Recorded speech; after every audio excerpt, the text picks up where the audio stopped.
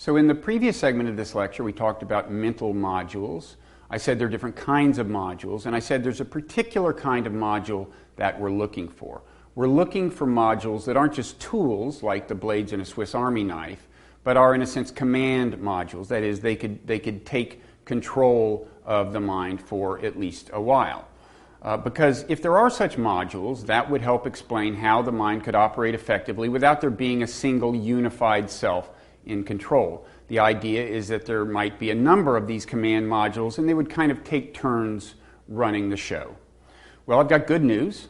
I have found such modules, or at least I've found somebody who says that he has found such modules. His name is Douglas Kenrick. He's a psychologist at Arizona State University, and in 2013 he co-authored a book called The Rational Animal, which puts forth a modular view of the mind, a modular model.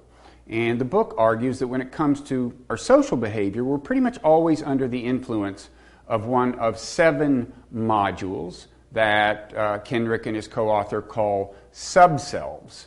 Now, subself is an interesting term.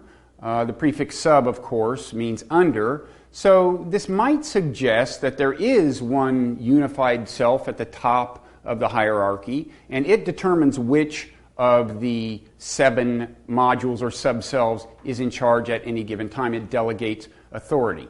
Well, it turns out that actually that's not what Kenrick meant to convey by the term, as became evident in an exchange I had with him recently. With these subselves or modules, or I might view these subselves as almost kind of mega modules or meta modules, because they mobilize a lot of smaller modules, they're higher right? level modules, but I'd say that's as high as it gets. There isn't another one at the top. There isn't another kind of decision. There isn't like a president in charge of all this. Right. All there are there's a secretary of state and a secretary of warfare, right, and a secretary of mating. Okay, so Kenrick says these modules are like cabinet secretaries. That raises at least 3 questions. First of all, what are the 7 cabinet positions? What domains are these modules in charge of? Second, what determines, if there is no president, what determines which module is in charge at a given time? And third, what difference does it make which module is in charge? What exactly are the changes in behavioral and mental disposition that different modules usher in? Well, as far as the first question goes, what are the 7 cabinet positions? Kenrick is an evolutionary psychologist, so he approaches this question from an evolutionary point of view. And he says, well, basically in the realm of social behavior, there are 7 main kinds of challenges in his view that our ancestors had to meet in order to get their genes into the next generation. So you would expect natural selection to build a mind that attends to these 7 areas of challenge, and that's how he comes up with his list of 7 modules. First, there's a self-protection module, which indeed would be a valuable thing from natural selection's point of view. In other words, the ability to fend off harm if other members of our species want to harm us.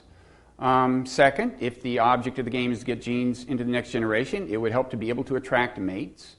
It would also help to be able to hold on to mates.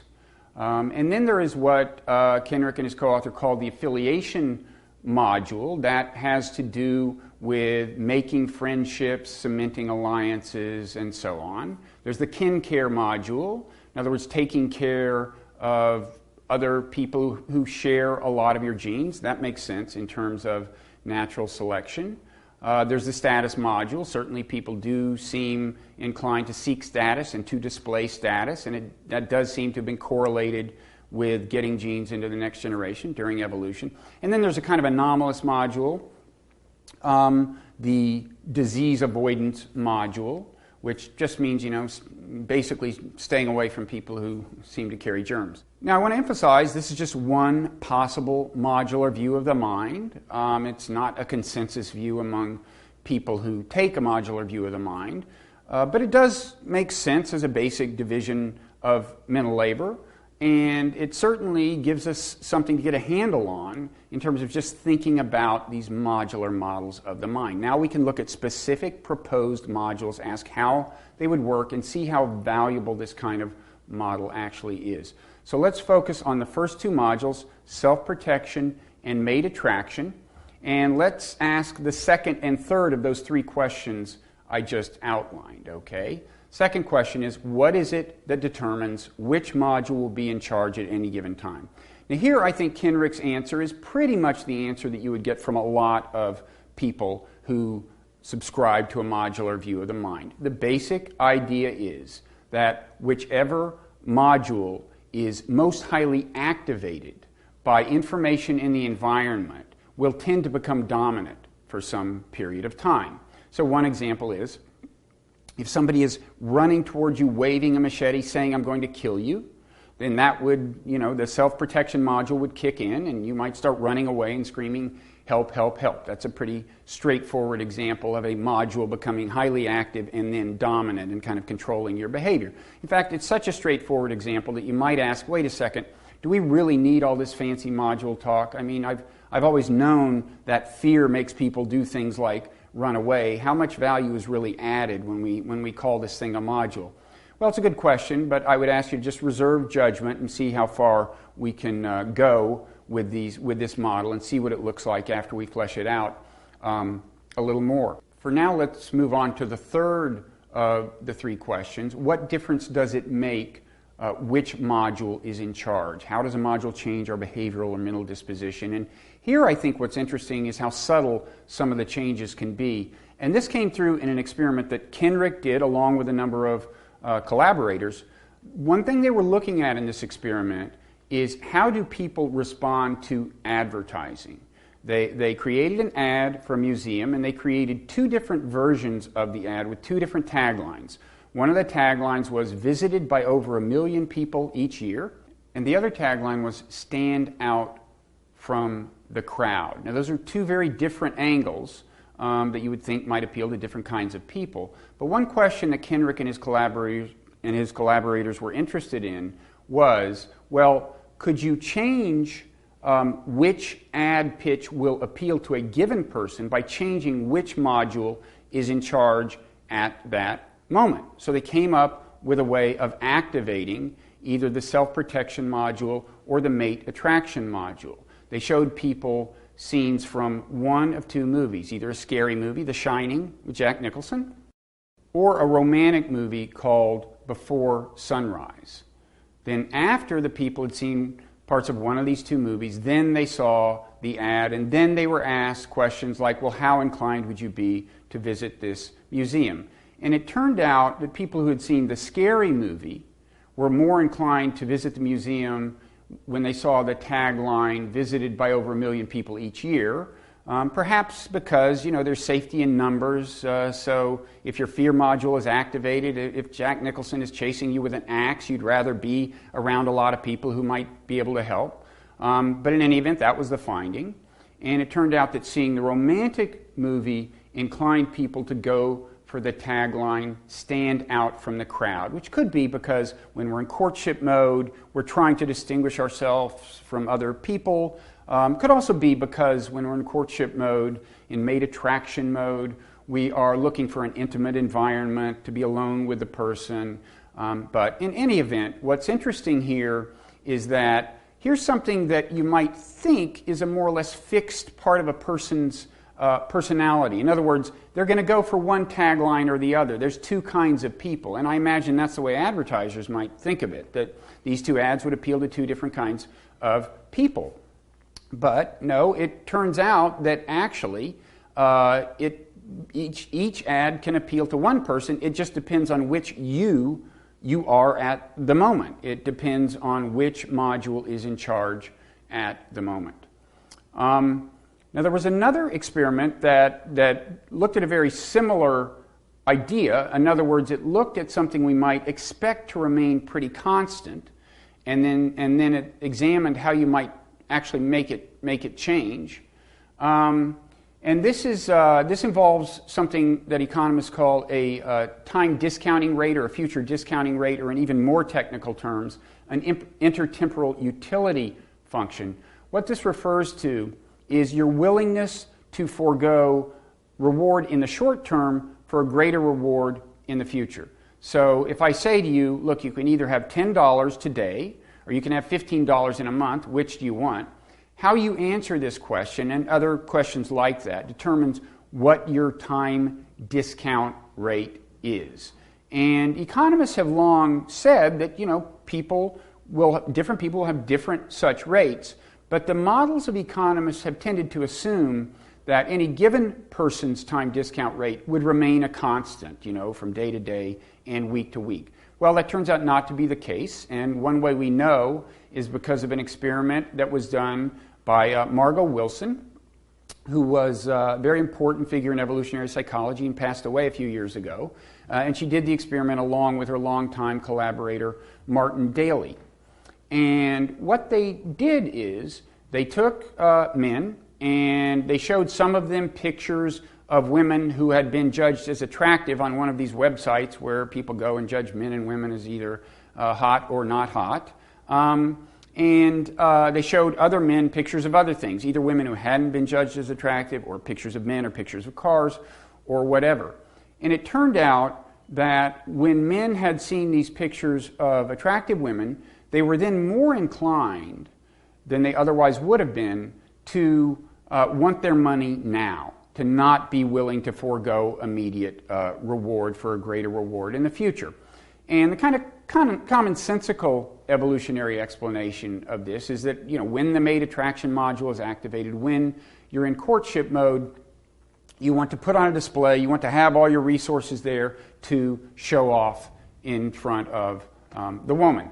Now, this, if this is the strategy, it doesn't seem to be orchestrated at a conscious level. Because remember, they're just looking at pictures of attractive women, and there's no way they would think consciously, I'd certainly like to impress this picture of a woman whom I will never actually meet. That doesn't make any sense, right? And the fact that the mere picture of a woman does trigger this kind of strategic response reminds us that we were designed by natural selection for an environment that's different from the current environment. In other words, it was an environment, in this case, before the invention of photography. So during evolution, if you ever saw an image of a woman, there was a real woman there. So our minds are designed to, in some ways at least, respond to all images of women as if they were real women. Now, there was another experiment where a feature that you might think is a pretty more or less constant property of a person's mind turned out to change in response to the activation of the mate attraction module. In this experiment, psychologists took high school males and they had them fill out a survey about their career aspirations.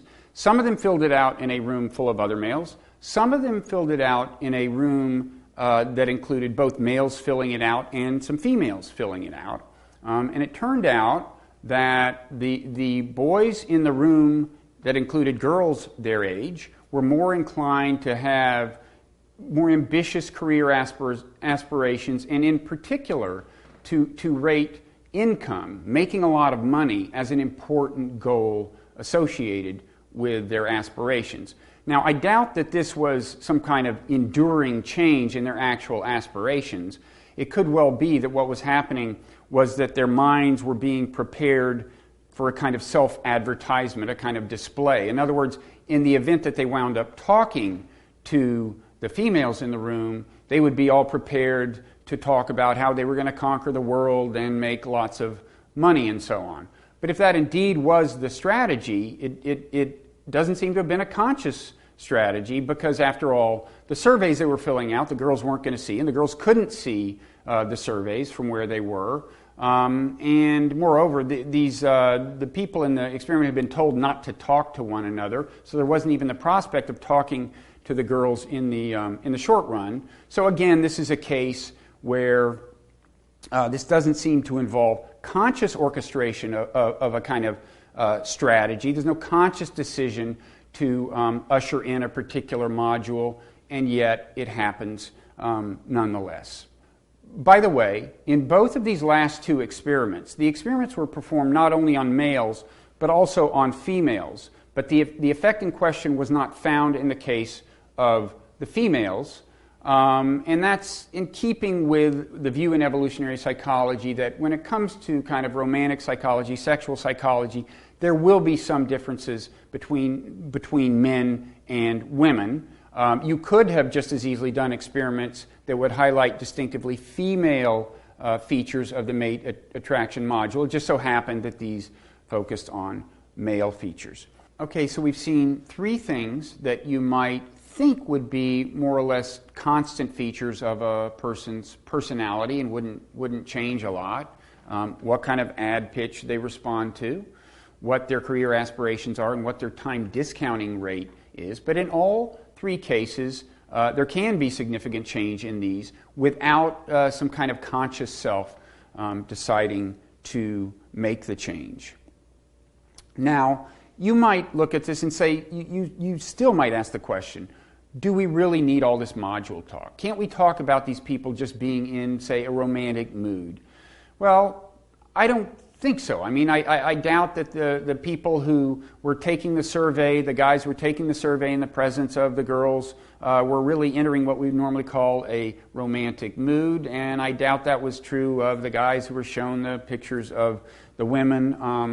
I am of the view that there is probably some change in affect, some change in feeling that is associated with these shifts of module. But I don't think the word mood is going to always be appropriate. Another reason that I think the term module makes sense is because, we're talking, when you add it all up, we're talking about a kind of diverse array of changes in our very mental orientation, our frame of mind. And that includes our perceptual framework. Because if you remember from the first lecture, we talked about an experiment in which first psychologists showed people a part of a scary movie. In this case, it was Silence of the Lambs. And then they showed them pictures of males in a different ethnic group. And these were facial expressions that had been judged as neutral by objective observers, but the people who had seen the scary movie judged the faces to be threatening and angry or so. So our very kind of perceptual field is changed when modules change. Now, I don't want to oversimplify here.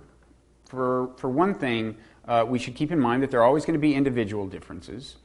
Different people are different, and whenever you hear the results of any psychology study put in this form, condition A leads people to exhibit behavior X and condition B leads them to exhibit behavior Y. Well, that is an oversimplification. We're always talking about a statistical generalization. It isn't the case that everyone who saw the scary movie went for the ad pitch, visited by over 1 million people each year. Different people's modules will be activated by somewhat different things and also will play out somewhat differently in the effects that they have. There's another sense in which I want to be careful not to oversimplify, and that is just that as these models get fleshed out, there are a lot of subtleties and wrinkles and paradoxes that are going to have to be ironed out. I mean, for example, in the model we've been describing, in the book that Doug Kenrick co-authored, they have these 7 modules, and one of them is the status module. And when you think of it, the status module is probably going to be activated in the context of other modules. In other words, if you're in mate attraction mode, you may well do some kind of status display. For that matter, when you're in affiliation mode and you're trying to impress people so that they'll become your friends or whatever, you may engage in a status display. So you have to ask, well, what's going on here? Are we rapidly vacillating back and forth between 2 modules? Or is it the case that one of these 7 main modules can become, in effect, a submodule of another of the main modules, or what? These are some of the questions that will have to be addressed. Also, it is the case that when a module does have a kind of a submodule that it employs as a tool, the effects can be kind of paradoxical in this sense. You might think that the affiliation module, being all about friendship, would involve patting people on the back, saying nice things to them, cementing your friendships. But an evolutionary psychologist might argue that actually one of the tools employed in the process of regulating a friendship is anger, the emotion of anger, or you might say the module that anger entails. And this subject came up recently in a conversation I had with Lita Cosmides. She was a pioneering figure in the early days of evolutionary psychology, and she is as responsible as anyone, I would say, for convincing people in evolutionary psychology that a modular view of the mind really made sense from an evolutionary point of view. And here's how this part of the conversation went. We've been doing research with Aaron Sell about this, and coming out of a theory that anger is triggered when somebody does something that makes you realize that they're putting much too little weight on your welfare than you think you're entitled to as a function of the kind of relationship you have with the person. But when that is triggered, when the anger towards that person is triggered, certain things should happen. Because if anger is a system that's designed for interpersonal bargaining, for trying to get the other person to put more weight on your welfare in the future, then you should have certain motivations to communicate certain things to the person, like, you imposed a really big cost on me. You may not think you did, but you did. Mm-hmm. And you did it for a small benefit to yourself. How could you do that? I've been a very good cooperator with you. I've been a good friend to you. I've done a lot of things for you in the past, which is an expression of, that I deserve to be treated better than you were treating me. Now, to further complicate things, when you think about it, a friendship isn't the only context in which the anger module might be deployed. People get angry at their mates, at their romantic partners, and that kind of makes sense if indeed the terms of a relationship might be renegotiated from time to time. So it would be mistaken to think of what Kenrick calls the mate retention module as being all about buying roses and giving foot massages and stuff like that. In fact, there's another example of that, which is jealousy. From an evolutionary psychologist's point of view, jealousy is a functional thing that comes into play. And Lita Cosmides talked with me about that as well. We've evolved superordinate programs that solve the problem of shutting down certain mechanisms and activating other mechanisms in ways that are very well coordinated for solving a particular adaptive problem. And sure, you can think of sexual jealousy that way. I mean, the idea is it would shift your attention. You're suddenly going to be paying attention to things like simultaneous absence. If your spouse and the person you suspect are both not here at the same time, that's going to seem, usually we don't notice simultaneous absence. Right, most people in the world are absent right now. I don't notice that. It's going to focus your attention in different ways. You're going to have episodic memories. You're going to retrieve episodes from the past where, if you're a man, she got really dressed up for that party, and she usually doesn't do that, but he was going to be there. You start reevaluating past episodes, so there's memory retrieval functions that are changing. Inferences are changing about what people's behavior means. It might be goals that are activated for mate guarding, for keeping track of where your spouse is and what they're doing and who they're talking to. And it's very hard to shut that off. It's very hard if you have to study for a calculus test to do that when your whole sexual jealousy system is activated. I would say by design. And it doesn't mean that you're not thinking or not processing information. It's that you're processing information in a particular way that's well suited for solving that adaptive problem. And part of that emotional state is to deactivate other kinds of adaptive problem mechanisms that are designed for other kinds of adaptive problems. So, in sum, it's all very complex. Any model that's going to be able to do justice to the human mind, which is, after all, a very complex thing, is bound to ultimately have to accommodate a lot of complexity, and I think that's what we'll see as these models evolve. But the main thing to keep in mind, and this applies regardless of whether you buy the module language per se, or whether you'd rather talk about these things as systems or modes, or even in some cases just moods and emotions, the main thing is that what we're seeing is that very significant changes in our state of mind, our behavioral disposition, can be ushered in without our consciously choosing to change our state of mind. Now, we've long known this about things like jealousy and anger. You know, it's kind of obvious that these things just kind of seem to seize control sometimes. But I think we're going to become more and more aware of what subtle changes can be ushered in without our actually choosing them. So, for example, when the people came out of that movie, the people who had seen the romantic movie and then chose one of the two ad pitches, it's a pretty subtle change of mind, but I don't think they consciously chose to flip the switch on some new module and probably weren't aware, in fact, that a change in disposition had actually happened. So it's looking very much like the kind of conscious mind isn't very often choosing what frame of mind we're in. And this, too, came up in my conversation with Lita Cosmides. You don't choose the module chooses you almost. You know? Right.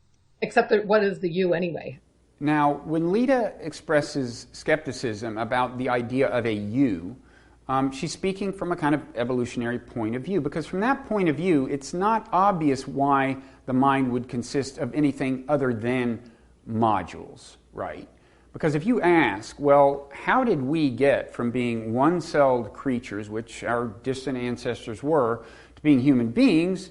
The answer is we evolved, and we evolved nervous systems, and in particular, we involved a part of the nervous system known as the brain, and the brain evolved in increments, in bits and pieces and chunks, but according to the theory of natural selection, every significant chunk, every increment, evolved for a reason.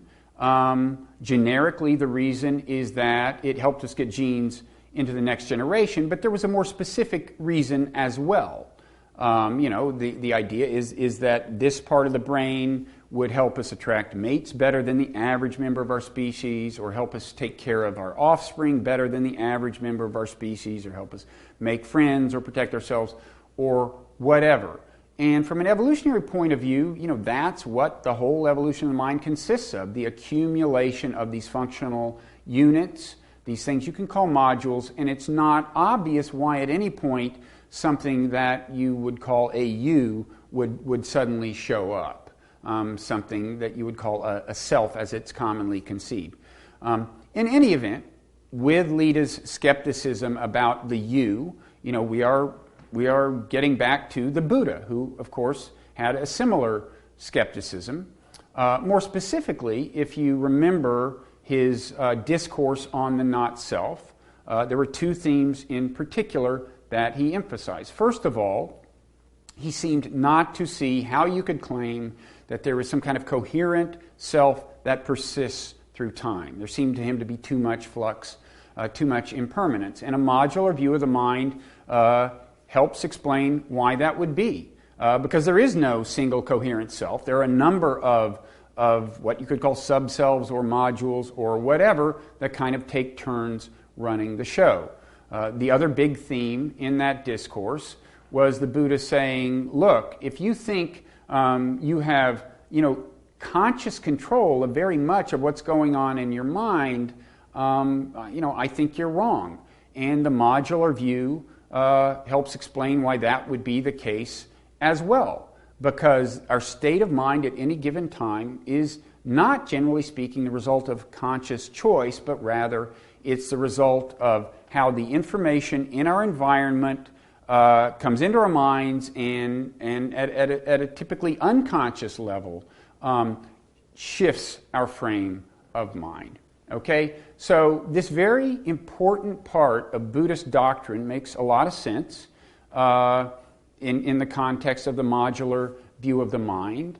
And in the next lecture, what we're going to talk about is how the modular view of the mind helps make sense of Buddhist practice, in particular meditation, and more specifically mindfulness meditation. We're going to ask whether a modular view of the mind helps explain what's going on in the course of mindfulness meditation and why it works the way it does. We're also going to continue to flesh out the modular view of the mind. For example, we're going to ask, is it the case that there can be conflicts between two modules if they're both kind of strongly activated? And might this explain why we sometimes have issues of self-control, have trouble controlling the appetites? And if so, what rules, if any, ultimately determine which module wins? And we're going to ask whether mindfulness meditation can actually change the rules about which module wins. So in the next lecture, we're going to talk about the modular view of the mind and mindfulness meditation.